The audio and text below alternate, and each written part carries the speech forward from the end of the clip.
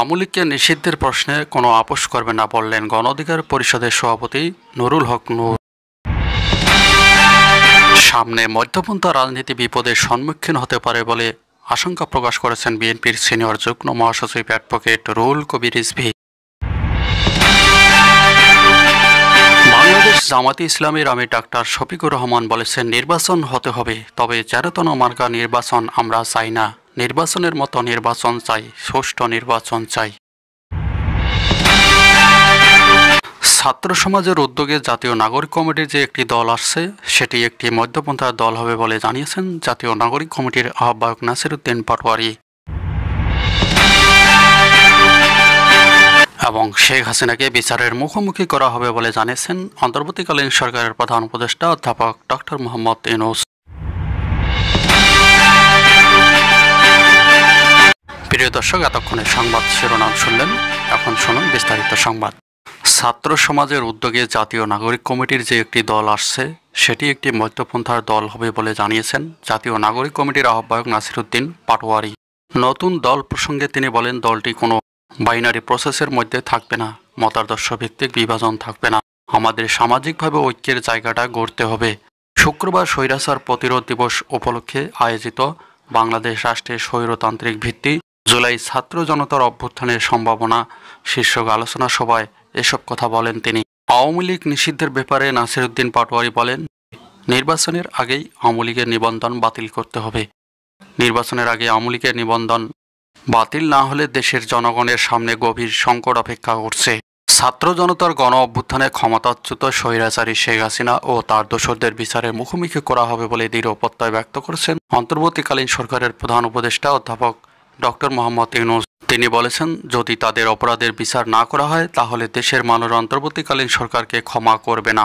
সংযুক্ত আরব আমিরাতের রাষ্ট্রীয় ইংরেজি দৈনিক পত্রিকা দ্য ন্যাশনালকে দেওয়া এক সাক্ষাৎকারে তিনি এসব কথা বলেন। দুবাইয়ের ওয়ার্ল্ড গভর্নমেন্ট সামিটের এক ফাঁকে অধ্যাপক ডক্টর মোহাম্মদ ইউনূস এই সাক্ষাৎকার দেন।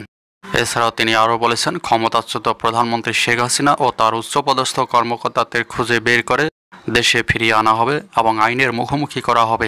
বিএনপির সিনিয়র যুগ্ম মহাসচিব অ্যাডভোকেট রুহুল কবির রিজভী বলেছেন, স্থানীয় নির্বাচন আগে নাকি সংসদ নির্বাচন আগে এটা যারাই বলছে, যাকে দিয়ে বলাচ্ছে, এতে সামনে সেন্টারিস্ট রাজনীতি বিপদে পড়তে যাচ্ছে কিনা এটার একটা শঙ্কা আমরা টের পাচ্ছি।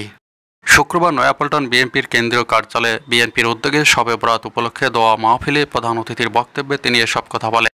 রুহুল কবির রিজভী আরও বলেন, ডক্টর ইউনূস আন্তর্জাতিক খ্যাতিসম্পন্ন একজন ব্যক্তি। তিনিও শেখ হাসিনা দ্বারা নির্যাতিত।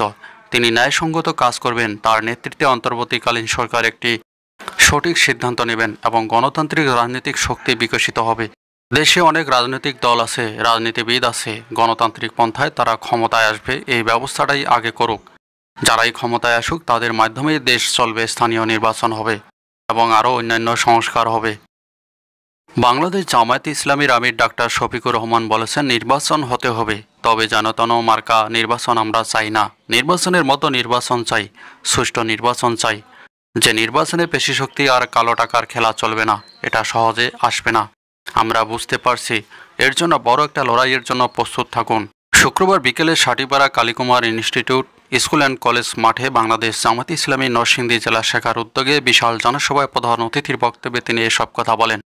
তিনি বলেন, 24 জুলাই আগস্টে এই জাতিকে একটা ধাক্কা দেওয়া হয়েছে, আরেকটি ধাক্কা এই জাতিকে দিতে হবে। অধিকার প্রতিষ্ঠা করার জন্য ভোটার তালিকা সংশোধন করতে হবে, ভুয়া ভোটার বাদ দিতে হবে, মৃত ভোটারদের চিহ্নিত করে ভোটার তালিকা থেকে বাদ দিতে হবে।